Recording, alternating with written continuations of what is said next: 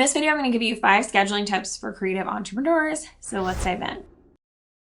Hi, I'm Laney. I'm a wedding invitation designer and I love to teach people how to run successful creative businesses. Something that's difficult for me is scheduling because I like some amount of structure, but I started this business in order to not have to live by a calendar, and especially someone else's calendar like I did in corporate. And if you're creative, you probably want to have a little bit of that like ebb and flow with your schedule. So how do we balance structure with a little bit of creativity and freedom to move around as we might need to, or as our body or mind is calling us to move differently? So those are the things I'm going to kind of talk about today and give you some tips that will allow you to schedule things in a way that's productive, but not restrictive. So my first tip is just to not schedule the full day. If you work typically 8 hours a day, I would schedule about 5 hours of that time. And then the additional time you can have for projects that took longer or anything that comes up, something that comes into your brain that just sounds really fun this day, creative practice if you need to do drawing, painting, etc. Also certain things like admin, etc. So just don't ever try to schedule the entire day if that's not how your brain is really working. Number 2 is I like to allow certain days for certain topics. So for instance, on Friday is when I do a lot of my like admin task work. And I know that on Tuesday, when I come up with an idea for something with bookkeeping or something with an email or something that is related to admin work, I don't have to switch out of whatever task I'm doing on Tuesday. I just go ahead and write it on my Friday list, and then I know I have time set aside to take care of that. If you don't have some of that time set up, then in that moment on Tuesday, you have to stop, disengage from the task you're working on, look at your calendar and find a place to put it.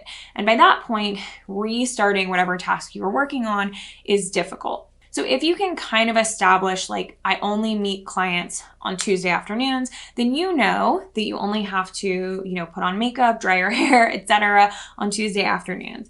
If you know you only do admin work on Fridays, then whenever you have an idea for an admin task, you always know that there is a place to do it. This is going to help us stay present in the tasks that we're currently working on while still allowing time for those tasks that need to be done at certain times. Plus, if you are meeting clients any day of the week, anytime, you're more likely to forget something, especially if you have trouble living by a calendar like I do sometimes.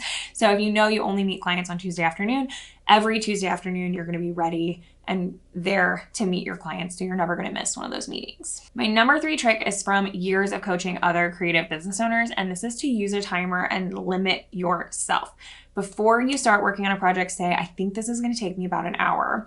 Set the timer for an hour, or if you're feeling ambitious, 45 minutes, and get to the end. If you are finished with the task, great, you finished with the task early, or you did it in the time allotted.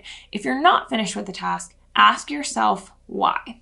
What I find is a lot of creatives deal with perfectionism, and we could work on a painting or an invitation design or whatever it is for hours and hours and hours and hours past the point of diminishing returns. However, you're not just an artist, you're a business owner as well. So once you get past that point of diminishing returns, you're actually losing money on this. As an example, is it a good idea to spend over an hour choosing a font for a wedding invitation when the client might change that font anyway? So maybe give yourself 10-15 minutes to choose that font. And if you get to the end of the timer and still haven't chosen, you can allow yourself an additional 5 minutes maybe, or you can say, right now, I need to make a decision. This is the best font that I found.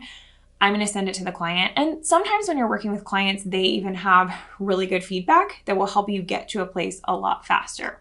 So you might say, hey, I spent some time trying to find a font. This one feels almost right, but not quite. Give me your feedback. And they'll say one thing that clicks something in your brain and allows you to find that perfect one within 5 minutes. You don't need to spend that extra hour because all you're doing is cutting into your profits at that point. So if you suffer from perfectionism and you have a hard time telling yourself when projects are done, definitely get out a timer and use that to try and limit yourself. Number 4 is my favorite scheduling hack for my creative business, which is that I never work on client work in the morning.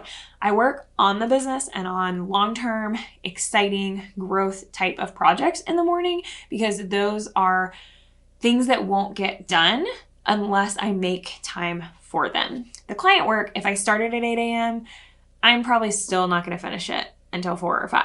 But if I start it at 1 after lunch, I'm still probably going to finish it at 4 or 5. It's kind of like in college, if you waited a really long time to start a paper, you'd still get it done. But if you started it really early, you know, it would just stress you out for like 2 weeks. And the quality at the end would probably be pretty comparable at this point. So I really like to only work on projects that have specific deadlines in the afternoon. And then I work in the mornings on any of our things that don't necessarily need to be done, but are growing the business and are supporting our long-term goals. Those are the type of tasks that consistently get moved and moved and moved because client work has to get done at a certain point and has to get done by the deadline. So if you're working on client work all day, when are you finding time to do some of those long-term growth tasks? You're just going to move them from day to day, from to-do list to to-do list, and never get around to them unless you make that time for them. Plus, I always love these projects because they're the ones that like I came up with and I'm super excited about for our business. So when I wake up in the morning and I'm feeling kind of tired and not in work yet, it's much more fun for me to come in and work on those projects rather than coming in and working on some client work that maybe is a little less exciting sometimes. And my fifth option is to connect your tasks to money. So as you schedule out your week for the next, do this for 2 or 3 weeks. And every task that you put on your list, connect it to a dollar amount. So you might find that sometimes you're working on a project that you have already been paid a set dollar amount for. Sometimes you might find that you're working on a task that has limitless passive revenue potential. Sometimes you're working on a task that you've already been paid $624 for, and that's what you're working on right now. Sometimes you're working on a task like cleaning your office that isn't necessarily directly related to any revenue, or something like sending out emails that's not directly correlated but might be indirectly correlated to revenue. So if you're having trouble figuring out how to spend your time, 8 to 5 or whatever hours it is that you're working right now, you can do this exercise to show exactly which tasks are making you money, which tasks are responses to money you've already made, which tasks are maybe not the best money-making tasks and therefore maybe not the best use of your time, etc. So when I first started, I had no idea how to spend my time 8 hours a day in this office when I had previously been side hustling outside of my corporate job.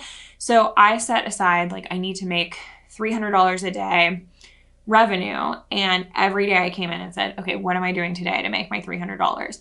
And that number has increased significantly, but I still have my daily number taped onto my laptop right here where I can look at it every single day. So I have that number as a guiding force, and I'm always trying to connect the time that I'm spending to that number of dollars that I need to make in order to reach the revenue goals that I have for the entire year. So this is a really helpful way for me to visualize today's work in the context of the goals that I have for the entire year. So as a reminder, your tips are to not schedule the entire day because things are always coming up and we want a little bit of flexibility. Number 2 is to put certain types of tasks on certain days so that you always have a place to do them and you don't have to disengage and do those tasks whenever you think of them. Number 3 is to use a timer and limit yourself. If you struggle with perfectionism, this one is going to be the most important one for you. Number 4 is to work on the business in the morning and do client work in the afternoon when you know it's got to get done by a certain deadline. And number 5 is to just connect your tasks with money. So I definitely encourage you to try that out for the next 2 or 3 weeks as you're scheduling things out. Put the dollar amount next to it and it'll help you prioritize your tasks in a really functional and productive way. So let me know what questions you have. And while you're here, please stick around, subscribe, and watch some of our other videos about how to run a creative business.